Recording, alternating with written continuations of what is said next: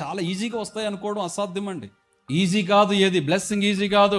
నీ జీవితంలో దర్శనం వచ్చింది, కానీ ఆ దర్శనము నెరవేర్చబడలేకపోవడానికి గల కారణం ఏంటంటే నీ జీవితంలో ప్రార్థన అనుభవం లేదేమో, ముఖాల అనుభవం లేదేమో, నలగొట్టబడే అనుభవం లేదేమో, దేవునికి సరైనటువంటి స్థితిని నువ్వు కలిగి ఉండలేదేమో.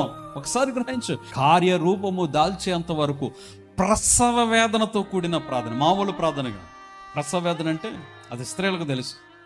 ఈరోజు మన జీవితంలో కూడా ప్రార్థన ఎలా ఉండాలంటే అది నెరవేర్పు వచ్చేంత వరకు, అది పొందుకునేంత వరకు. నీ జీవితంలో ఒకవేళ ఆరోగ్యం కొరక, నీ జీవితంలో ఒకవేళ వివాహం కొరక, నీ జీవితంలో ఒకవేళ గర్భఫలము కొరక, ఒకవేళ నీ జీవితంలో ఫైనాన్షియల్ బ్లెస్సింగ్స్ కొరక, నీ జీవితంలో ఒకవేళ ఏ సమస్యల నుంచి తొలగిపోవడానికి దేవుని యందు నువ్వు ప్రార్థన చేస్తున్నావు, ఆ ప్రార్థన ఎలా ఉండాలంటే ప్రసవ వేదనతో కూడిన ప్రార్థన.